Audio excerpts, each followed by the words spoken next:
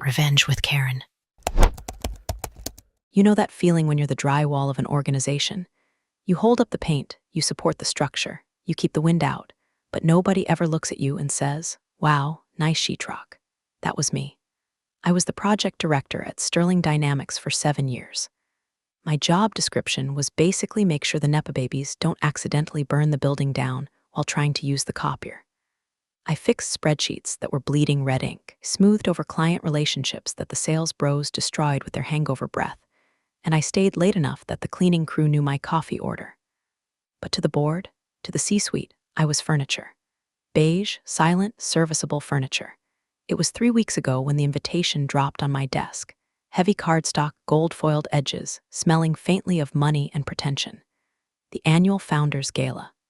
Usually, this event is reserved for the inner circle, the VPs, board members, and the shiny young things in marketing who spend more time curating their LinkedIn vibes than actually working. Getting an invite felt less like an honor and more like a clerical error, or worse, a pity summon. I stared at the embossed calligraphy, Rebecca Vance plus guest. My last name usually didn't trigger any alarms. Vance is common enough. Like Smith or Johnson, it's a name you can find in any phone book in the state. Nobody at Sterling Dynamics remembered that 40 years ago, the sign on the door didn't just say Sterling. It said Sterling and Vance. But history is written by the victors, and corporate history is written by the guys who own the shredders. My mother, Margaret Vance, had been erased from the company lore so thoroughly that I could walk past her old office every single day without anyone knowing I was the daughter of the woman who actually designed the flagship product. Going to the prom, Becky? The voice came from Chad, a junior VP of strategy whose primary strategy involved delegating his entire workload to me while he practiced his golf swing in the break room. He was leaning against my doorframe, wearing a suit that cost more than my car, looking at me like I was a golden retriever trying to do calculus. "It's a gala, Chad." And yes, I said, not looking up from my monitor. "I might stop by." "Cute," he smirked, sipping a green juice that looked like pond scum. "Try not to wear that gray blazer you love so much. The dress code is black tie, not DMV Employee of the Month." He laughed. I didn't. I just typed louder.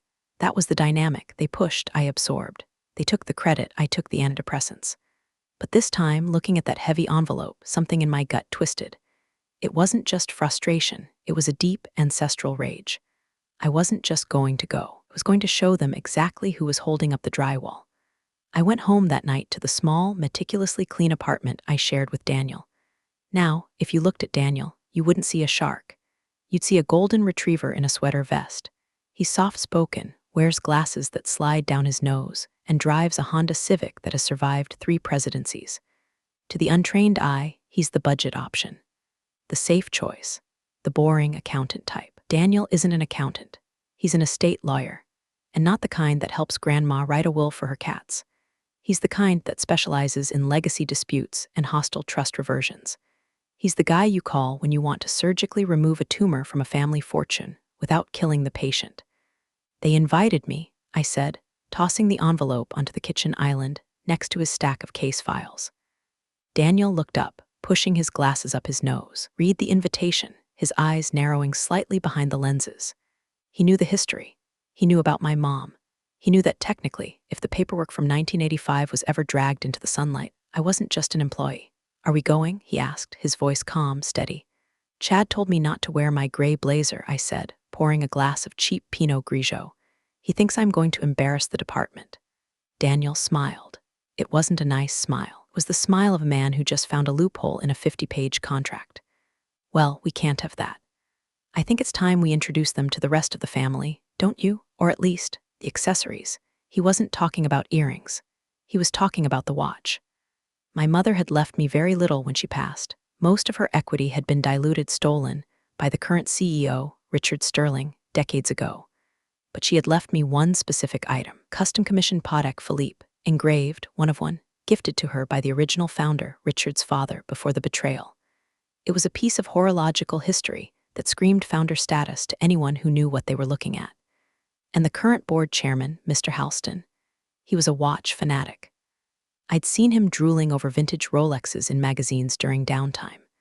"You want to wear the watch?" I asked, feeling my heart rate spike. I think it goes with my suit, Daniel deadpanned. And Rebecca, if we do this, we don't back down. This isn't just a party. It's a deposition with an open bar.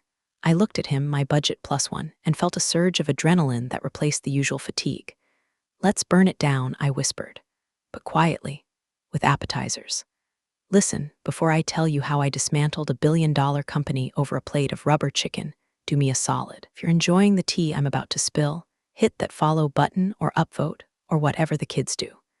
I'm riding this between celebratory drinks, and seeing the numbers go up gives me the dopamine hit I used to get from fixing Chad's pivot tables.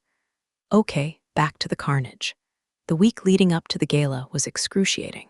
I had to play the role of the grateful drone. I nodded when they talked about corporate synergy. I smiled when Ava Sterling, CEO's daughter and current chief brand officer, a made-up job that mostly involved posting selfies, walked through the office criticizing the carpet color. Ava was the final boss of Karen's. She was 30, gorgeous in a terrifying, plastic way, and had never heard the word no in her life. She treated the company like her personal dollhouse. She once fired an intern for making eye contact with her while she was eating a salad. Was the one who had organized the gala. She was the one who decided who sat where. And when the seating chart was leaked, emailing the whole company by accident is a classic Chad move. I saw it. Table 42. The VIP tables were 1 through 10. The mid-level management was 11 through 30. Table 42 was practically in the kitchen. It was the table for the obligatory invites, the senior staff who weren't important enough to shine, but too tenured to fire. It was the table by the bathroom doors. Table 42, Daniel said later that night, adjusting his tie in the mirror. He wasn't wearing a tuxedo. He was wearing a dark, perfectly tailored suit that looked understated until you touched the fabric. Strategic, close to the exits. Good for a tactical withdrawal or a tactical insertion, I muttered, putting on the dress I had bought. It wasn't trendy. It was a vintage black silk gown that belonged to my mother. It was timeless, elegant, severe. It didn't scream, "Look at me." It whispered, "I belong here more than you do." I walked over to Daniel and fastened the watch onto his wrist. The heavy gold case gleamed under the hallway light. The face was complex, full of dials and complications that marked the phases of the moon and the leap years. It was heavy with history. Ready to be my budget +1? I asked, straightening his lapel. Daniel checked the time on the multi-million-dollar antique strapped to his wrist. "Becca," he said, "I've been preparing for this case since our second date. Let's go get your company back." We walked out to his Honda Civic. I knew that in a few hours, the world as Sterling Dynamics knew it was going to shift on its axis. But as we drove toward the downtown convention center, seeing the city lights blur, I didn't feel fear. I felt the cold, hard certainty of a woman who has receipts. They thought they invited a ghost to their party, didn't realize that ghosts are the only ones who know where the bodies are buried. The ballroom at the Grand Hyatt smelled like lilies and desperation. It was a cavernous space, draped in gold silk and uplighting, that was supposed to make everyone look 10 years younger, but mostly just made the shrimp cocktails look radioactive. The air was thick with the hum of 1,000 conversations, all of them centered around money, status, or who was sleeping with the VP of operations. As Daniel and I handed our coats to the check girl, I felt the familiar cloak of invisibility settle over me. We walked through the metal detectors, because nothing says celebration like security theater, and entered the fray. The room was divided like high school cafeteria on steroids. The center of the room was dominated by the golden circle, the tables surrounding the dance floor, where the board members and C-suite executives sat. That area had its own dedicated waiters, better wine, and an invisible force field of smugness. We navigated the periphery, dodging tray-wielding servers and middle managers trying to look important. Table 42 was exactly where I expected it to be, tucked behind a massive pillar, right next to the swinging doors of the kitchen. Every time a waiter burst out with a tray of filet mignon, we got a blast of steam and swearing. "Charming," Daniel noted, pulling out my chair. "Great acoustics for the dishwasher cycle. It's the legacy employee section," I said, gesturing to the other occupants of the table. There was Marge from accounting, who had been there since 1990 and was currently trying to fit 3 bread rolls into her purse. There was Ken from IT, who looked like he was attending a funeral. And there was me. We sat. I poured water. I kept my head down. But Daniel was observing, wasn't looking at the people at our table. He was scanning the room, his eyes tracking the movement of the power players. He watched how Richard Sterling, the CEO, patted men on the back with aggressive joviality. He watched Mr. Halston, the chairman, nursing a scotch and looking bored out of his mind. Then the atmosphere shifted. The air pressure in the room seemed to drop. Ava Sterling had arrived. She didn't just walk in, she invaded. She was flanked by her squad, 3 women who looked like clones of each other, all wearing dresses that cost more than my student loans. Ava was wearing a shimmering silver gown that looked like it was made of liquid diamonds. It was stunning, and she knew it. She moved through the crowd like a shark through a school of tuna, parting the sea of employees who were desperate for a nod, a smile, anything to validate their existence. She was heading toward the VIP section, but her path took her right past the pillar. Past table 42, she paused, not because she wanted to say hello, but because she saw me, or rather, she saw an opportunity to perform dominance. "Rebecca," she called out. Her voice was high, bright, and laced with arsenic. The conversation at the nearby tables died down. "I didn't think you'd actually come. We were taking bets in marketing." I stood up, smoothing the silk of my mother's dress. "Wouldn't miss it, Ava. It's the company's big night." Ava's eyes scanned me, looking for a loose thread, a stain, a brand she could mock. Finding nothing obviously wrong with the vintage black silk, she shifted her gaze to Daniel. Daniel was sitting, calm as a monk, sipping his water. He didn't stand up for her. That was his first sin in her book. "And who is this?" Ava asked, gesturing to him with a manicured hand as if he were a stray dog I'd brought inside. "I see we're branching out." "This is Daniel," I said, "my fiancé." Ava let out a laugh. It was a short, sharp sound, like glass breaking. She leaned in, loud enough for the surrounding 3 tables to hear. "Oh, sweetie, that's adorable. He's very sensible. I guess when you work in project management, you get used to budget cuts, right? Even in your dating life." "Brought yourself a little budget plus one," her entourage giggled. Chad, who had materialized nearby, snorted into his drink. I felt the heat rise up my neck. It wasn't embarrassment. It was the feeling of a loaded gun's safety being clicked off. I opened my mouth to speak, to eviscerate her, but Daniel's hand gently touched my arm. He looked up at Ava. He didn't smile. He didn't frown. He looked at her with the mild curiosity of a biologist examining a particularly noisy insect. "Budget plus one," Daniel repeated, testing the phrase. His voice was low, smooth, and carried surprisingly well. "I suppose that's one way to look at it. Efficiency is key in any enterprise, isn't it, Miss Sterling?" Ava blinked. She wasn't used to the furniture talking back. "Right? Well, try the chicken. I hear it's adequate." She spun on her heel, her silver dress swishing, and marched toward the VIP section, her laughter trailing behind her like exhaust fumes. The people at the nearby tables smirked at us, glad it wasn't them in the crosshairs. I sat down, my hands trembling slightly. "I'm going to kill her," I hissed. "I'm going to strangle her with her own extensions." Daniel picked up his fork. He looked unbothered. He looked focused. He adjusted his cuff, ensuring the heavy gold watch was slightly exposed, catching the overhead light. "Don't kill her, Rebecca," he said softly, buttering a roll. "That's illegal and messy. We're going to do something much worse." "What?" "We're going to let them notice us." He nodded toward the VIP section. Mr. Halston, the board chairman, turned in his seat. The commotion with Ava had drawn his eye.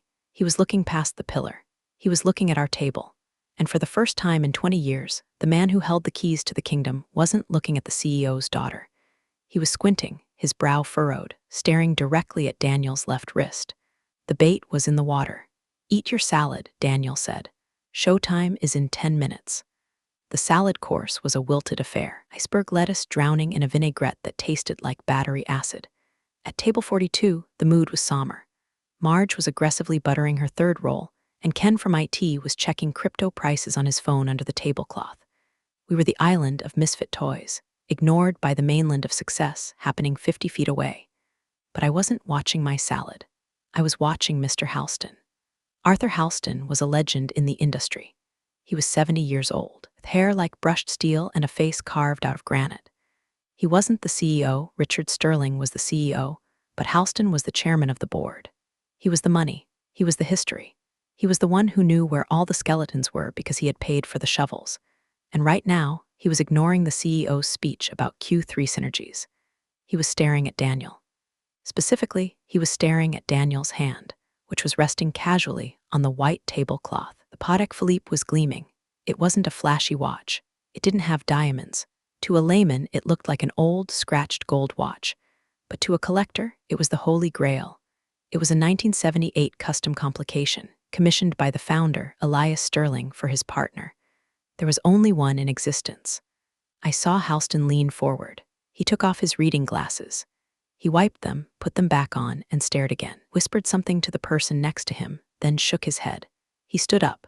The room was still buzzing with chatter. Nobody noticed the chairman walking away from the head table. He didn't walk with the swagger of the sales guys. He walked with the heavy, purposeful stride of a man who sees a ghost. "Don't look," I whispered to Daniel. "I'm not looking," Daniel said, taking a sip of water.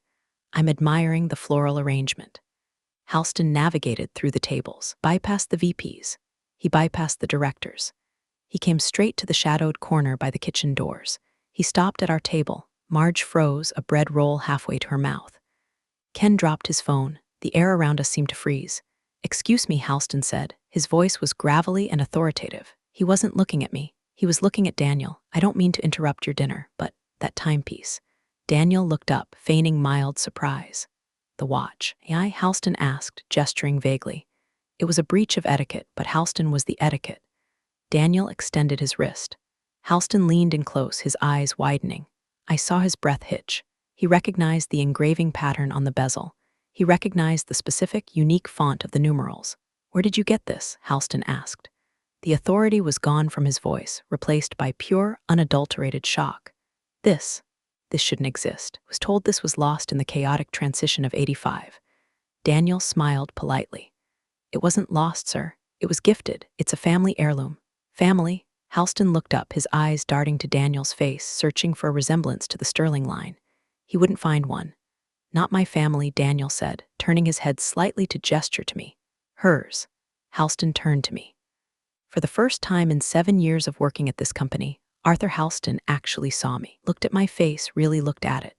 He traced the line of my jaw, the shape of my eyes. "I know you," he murmured. "You work in project management." "Rebecca Vance," I said clearly.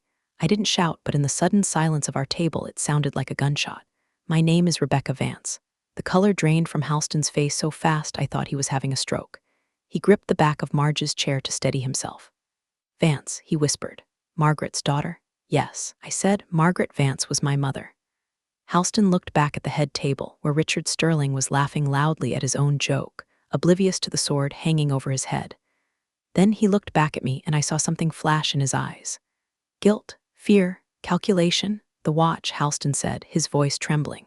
"It was Elias's gift to her, when she left the board."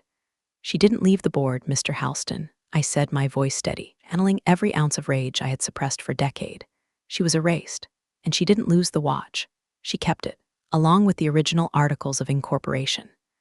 Halston stood up straight. The shock was hardening into something else. He was a businessman, first and foremost. He realized instantly that the narrative he had been fed for 30 years, that Margaret Vance had sold her shares and vanished, was a lie. And if the heir was sitting at table 42, wearing the proof. "Need to talk," Halston said. "Not here." "I'm enjoying my salad," I said, bluffing. "Rebecca," Halston said, and this time he used my name with respect. "Please, bring your fiancé. Come to the founder's room." He turned and walked away, not waiting for an answer. I looked at Daniel. He adjusted his glasses. "Well," Daniel said, wiping his mouth with a napkin, "I think we're done with the budget section of the evening." We stood up. As we walked away from table 42, following the chairman, I felt eyes on us. Ava was watching from the high table, a frown creasing her perfect forehead. She didn't know what was happening, but she knew that the furniture had just gotten up and walked out with the owner of the house. The game was on. The founder's room was a sanctuary of mahogany and leather, soundproofed against the noise of the gala outside. It smelled of old cigars and secrets. Portraits of past executives lined the walls. There was Elias Sterling, founder, and next to him, a conspicuously empty space where a portrait had clearly been removed decades ago. A faded square on the wallpaper marked the spot where my mother should have been. Halston closed the heavy oak door and turned to us. He didn't offer us a drink. He looked like he needed one himself. "For 30 years, Halston began, pacing the Persian rug, Richard told the board that your mother accepted a cash buyout. He said she wanted out, said she was unstable, that she took the money and moved to Europe." "She moved to LA, I said coldly. "And she didn't take a buyout. She was forced out, locked out of the building. Her access codes revoked overnight. You were there, weren't you?" I was a junior associate then. Halston defended himself, though he looked weary. I saw the paperwork, the transfer of shares. It looked legitimate. It was a shell transfer, Daniel interrupted. He had opened his briefcase. He had checked at the coat check, but retrieved on our way here. He pulled out a slender file folder. The shares were transferred to a holding company called Vance Future Trust. Richard told everyone that was an external buyer, but it wasn't. Daniel slid a document across the heavy table. It was a holding trust, Daniel continued, his lawyer voice slicing through the room, established by Margaret Vance. The terms were specific. The shares were not liquidized by the company within 10 years, or if the company failed to pay the agreed-upon dividends, which they never did, because Richard thought the trust was a dummy corp he controlled, the ownership reverts. Halston picked up the document. His hands were shaking. He put on his glasses and read. I watched his eyes dart back and forth. I saw the moment the realization hit him. This is an automatic reversion clause, Halston whispered. Triggered upon the death of the primary beneficiary. My mother passed away 6 months ago, I said, my voice catching slightly. That's when the clock started ticking. The trust dissolved. The assets didn't vanish, Mr. Halston. They reverted to the next of kin.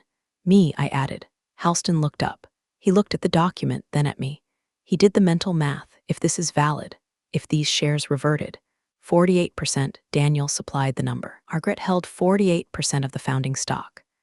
Richard holds 30. The rest is public float. You own half the company, Halston breathed. The gravity of it seemed to crush him. You've been working in project management, filing expense reports, while owning half the building. I didn't know until we found the papers in her safety deposit box, I admitted. She never told me. She wanted to protect me. She knew Richard was ruthless. She waited until she was gone, till the reversion was legally unstoppable, to let the truth come out. I looked at the empty spot on the wall. She played the long game. She knew Richard's ego would prevent him from ever checking the details of the dummy trust he thought he buried her in. Halston sank into a leather chair. He looked old. Richard is going to destroy you. He has lawyers who eat people like you for breakfast. I am a lawyer, Daniel said pleasantly, and I don't eat breakfast. It slows me down. Daniel pulled out another document. We filed the reversion claim with the Secretary of State this morning. It's already in the system. Technically, as of 9:00 a.m. today, Rebecca is the majority shareholder. We just came tonight to inform the board. Halston laughed. It was a dry, humorless sound. You came to the gala to fire the CEO? We came to enjoy the dinner, I said, my courage hardening into steel. Since the chicken was dry and his daughter insulted my fiancé, yes, I think a change in management is due. Halston looked at me. For a moment, I thought he would call security. I thought he would have us thrown out. But Arthur Halston didn't get to be chairman by backing the losing horse. He looked at the document. He looked at the watch on Daniel's wrist, the undeniable proof of Elias Sterling's favor. Richard has been running this company into the ground, Halston muttered almost to himself. The stock is stagnant. The innovation is dead. He's listening to his daughter, who thinks branding is more important than engineering. He looked up at me. If I back you, Halston said, what happens to the board? The board stays, I said. But Richard goes, and Ava goes, and my mother's portrait goes back on the wall. Halston was silent for a long moment. Then he stood up and straightened his tie. The CEO is about to give his keynote speech, Halston said. I suggest we go back out there. It would be a shame if he toasted a future he no longer controls. After you, Daniel said. Walking back into the ballroom felt like re-entering the atmosphere. The noise hit us instantly, the clinking of glasses, the murmur of hundreds of people pretending to like each other, the soft jazz band playing a neutered version of a pop song. But this time, we didn't head for table 42. Halston led the way, walked with a new energy, a grim determination. He didn't guide us to the shadows. He walked us right up to the edge of the VIP section. Wait here, Halston murmured. Watch the phones.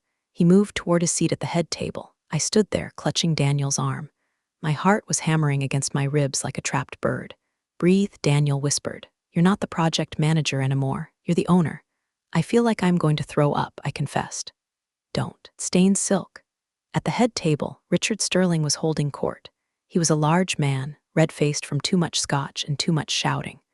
Ava was next to him, laughing loudly at something a younger board member said. She looked up and saw us standing near the VIP perimeter. She frowned, confused. She waved a hand, shooing us away, like we were stray cats who had wandered back onto the porch. She mouthed something that looked like go away. I didn't move. I just stared at her. Then it started. It began with the general counsel, a sharp-eyed woman named Jessica sitting 2 seats down from Richard. Her phone buzzed on the table. She glanced at it, frowned, and picked it up. Her eyes widened. She swiped, tapped, and read. Her face went pale. She looked up, scanning the room frantically until her eyes locked on Halston, who was just sitting down. Then the CFO's phone buzzed. Then the VP of Operations. It was a domino effect of digital panic. The email Daniel had timed to release was hitting the internal board server. Subject, urgent, shareholder reversion notice and asset freeze. I watched the ripples spread. One by one, the suits at the head table stopped eating. They stopped laughing. They picked up their devices. The color drained from the faces of the men who had spent years ignoring me in the hallway. Whispers started. Is this real? Who is Vance Future Trust? Look at the attachment. Ava, oblivious, was trying to get the attention of the table. Daddy, tell them the story about the yacht, she squealed. Richard, however, wasn't listening. Jessica, the general counsel, had leaned over and shoved her phone in his face. Richard, she hissed, you need to see this. Not now, Jess, I'm celebrating, Richard boomed.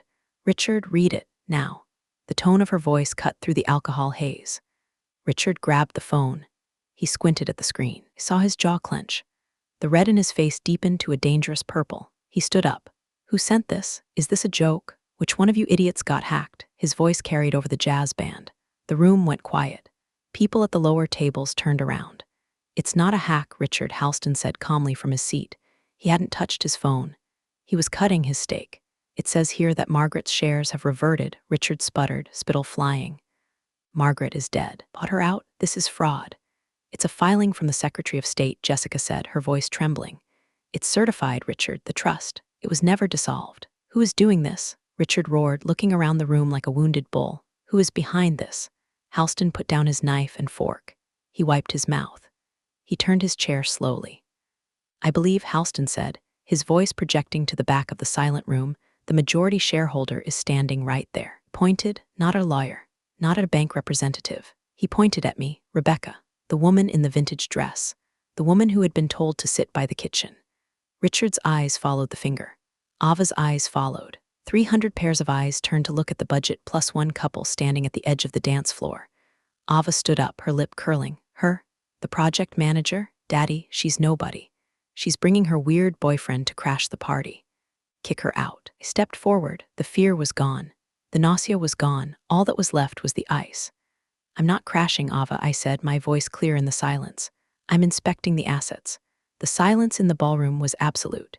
You could hear the hum of the HVAC system, which, ironically, I had scheduled for maintenance next week. Guess that's someone else's problem now. Richard Sterling stumbled away from the table, marching toward me. He was a big man, used to using his physical size to intimidate subordinates. But he stopped 5 feet away when Daniel stepped slightly in front of me. It wasn't an aggressive move, just a subtle shifting of geometry. A wall had been placed.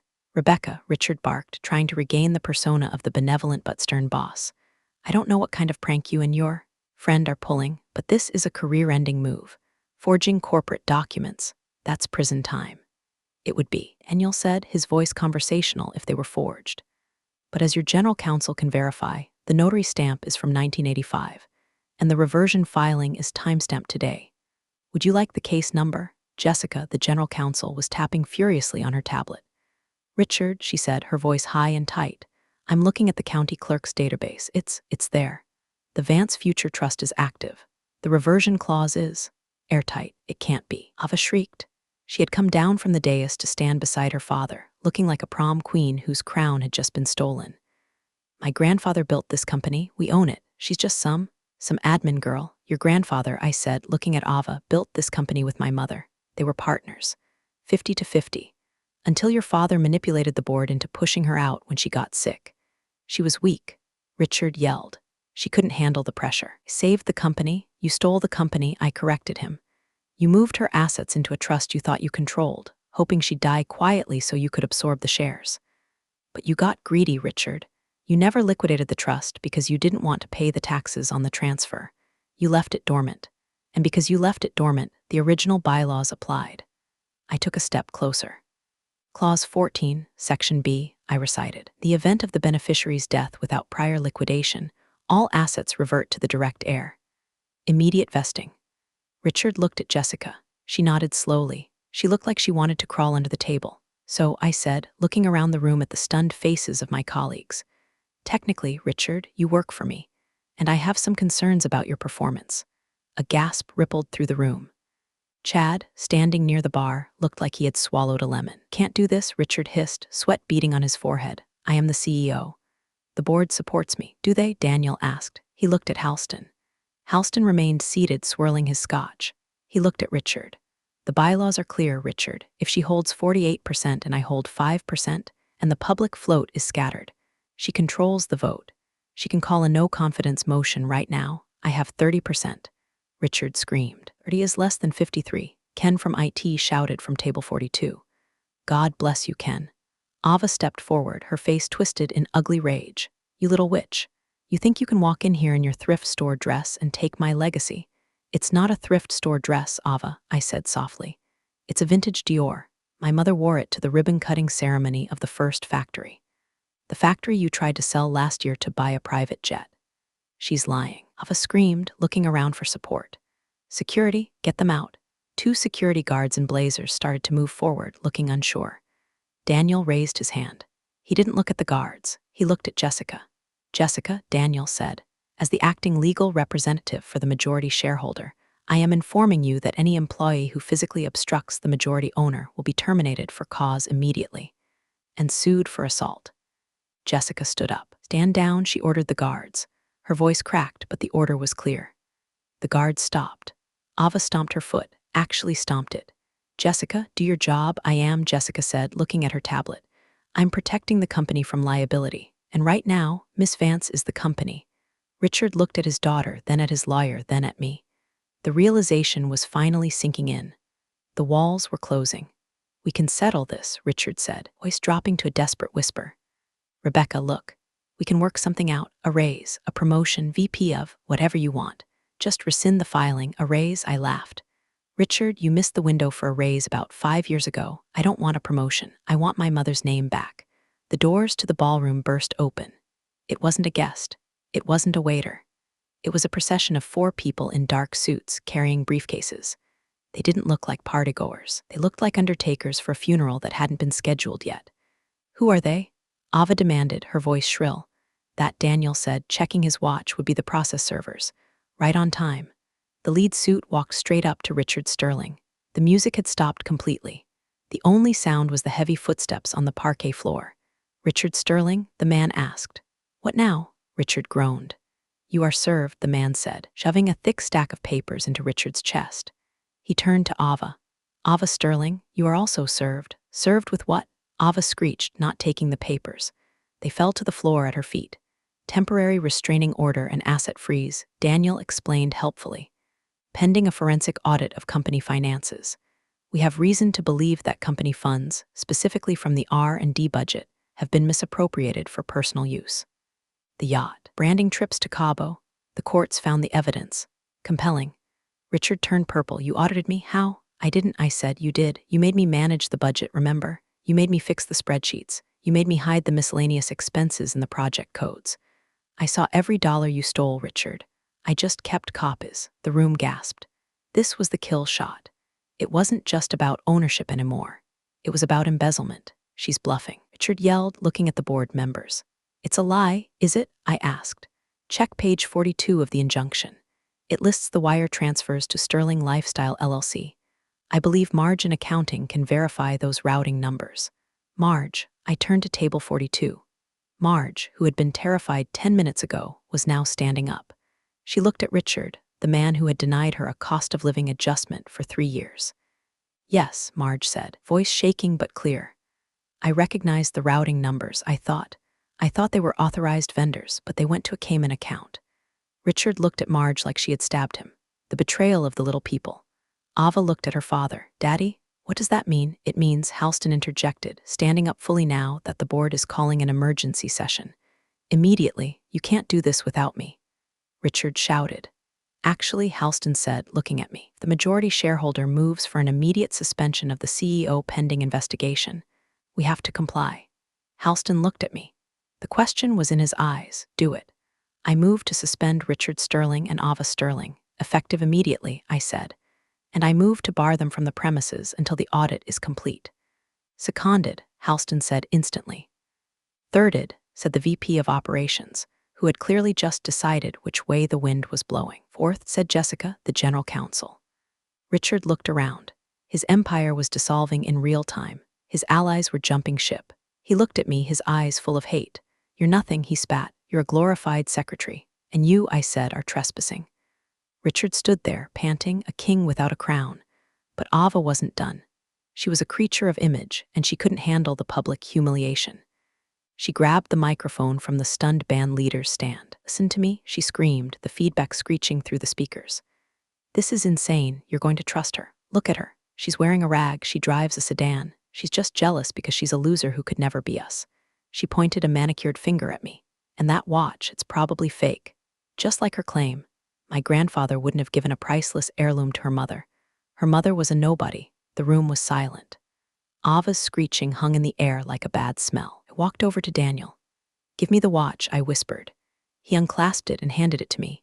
It was warm from his skin, heavy. I walked up to the dais. I didn't grab the mic from Ava, I just stood next to her. She looked at me with wild, teary eyes. You want to see the watch, Ava? I asked. I held it up. I turned it over. Mr. Halston, I said. Would you read the inscription on the back for the room? Halston stepped forward. He took the watch reverently, adjusted his glasses. He leaned into the microphone Ava was still clutching. It says, Halston read, his voice deep and resonant. To Margaret, my partner, my conscience. The true genius behind the engine, Elias. A murmur went through the crowd. The true genius. Your grandfather knew who built this company, I said to Ava, my voice calm but projecting. He knew it wasn't him, it was Margaret. He handled the money. She handled the physics. He designed the propulsion drive that made you rich, Ava. She designed the patents that paid for your dress. And you treated her daughter like a servant. I turned to the screen behind the stage, which had been playing a loop of the company logo. Daniel, I said, play the clip. Daniel, who had connected his phone to the AV system while everyone was watching the argument, never underestimate a nerd with a dongle, hit play. The screen flickered. Grainy video from 1982 appeared. It was an interview with Elias Sterling, Richard's father. He looked young, vibrant. Interviewer, Mr. Sterling, the new turbine is revolutionary. How did you come up with the intake design? Elias on screen laughs me, no. I can barely change a tire. That was Mags, Margaret Vance. She's the wizard. I just sell the tickets. Without her, this company is just a warehouse full of scrap metal. Video froze on Elias's smiling face. I looked at Richard. You buried that interview. You scrubbed it from the archives, but my mother kept a VHS copy. I turned back to the room. For 30 years, you've been told that the Sterling standard meant excellence, I said. But the Sterling who runs this place now, I pointed at Richard, is a fraud. He erased the woman who built the tech, and then he spent the profits on himself. The company isn't broke because of the market. It's broke because he looted it. I looked at the employees at table 42, at the sales guys, at the marketing team. I'm not here to destroy the company, I said. I'm here to give it back to the people who actually do the work. Because unlike them, I gestured to Richard and Ava, I know what it's like to fix the leaks. The applause started slowly. It was Marge, then Ken, then the entire back half of the room, then the managers. Then, finally, the board members. The writing on the wall joined in. It wasn't polite applause. It was a roar. It was the sound of 100 frustrated employees seeing the tyrant fall. Ava dropped the microphone. It hit the floor with a thud. She looked small, defeated. Get out, I said to her, and leave the company credit card. Security escorted Richard and Ava out the side door. Richard was threatening to sue everyone from the Supreme Court to God himself. Ava was crying, trying to text her influencer friends, but someone, probably Jessica, had already remotely bricked her company phone. The gala didn't exactly continue, but it didn't end either. It transformed. The tension broke. The invisible barriers between the VIP section and the rest of the room dissolved. People from table 30 wandered up to the front. The expensive wine was opened for everyone. Halston pulled out a chair at the head table, Richard's chair. He looked at me. Miss Vance, he said, please. I sat down. The chair was comfortable. It felt right. Daniel pulled up a chair next to me. He poured me a glass of the vintage Cabernet that had been reserved for the CEO. Well, Daniel said, clinking his glass against mine. That went better than the rehearsal. I think Marge is going to name her firstborn after you, I observed. Marge was currently high-fiving the VP of HR. She'd better, Daniel said. I'm going to need her help with the audit. It's going to be a bloodbath, Rebecca. Richard's finances are a disaster. We're going to be in court for years. I know, I said, taking a sip of the wine. It tasted like victory, but we have the watch, and we have the building. The next few weeks were a blur of lawyers, press releases, and forensic accountants. The story broke in the Wall Street Journal, The Invisible Heiress, how a project manager reclaimed a dynasty. Stock actually jumped 15% on the news that Richard the Leech Sterling was out. I moved into the corner office. The first thing I did was take down the portrait of Richard. The second thing I did was hang the portrait of my mother, Margaret Vance, back in its rightful place in the lobby. I didn't fire everyone. I kept Chad, actually. I demoted him to junior associate and made him report to Ken. Watching him try to explain to Ken why he couldn't convert a PDF was the best entertainment money could buy. Ava tried to launch a podcast about toxic workplaces. It has 12 listeners. 7 of them are hate listening. As for Daniel, he's not my budget plus one anymore. He's the chief legal officer and my husband. We got married at the courthouse. No gala, just us, the watch, and a really good bottle of champagne. Sometimes, late at night, when the office is quiet, I walk past the boardroom. I look at the empty chair where Richard used to sit. I think about all the years I spent being invisible. I think about the gray blazer. I think about the people who look right through you because they think you don't matter. They forgot the most important rule of construction. The foundation is always buried, but if you mess with it, the whole house comes down. I'm Rebecca Vance. I own this place, and we're finally open for business. You're the real stars of the corporate jungle. Thanks for watching. Hit subscribe, or I'll flick the switch on your old cubicle memories.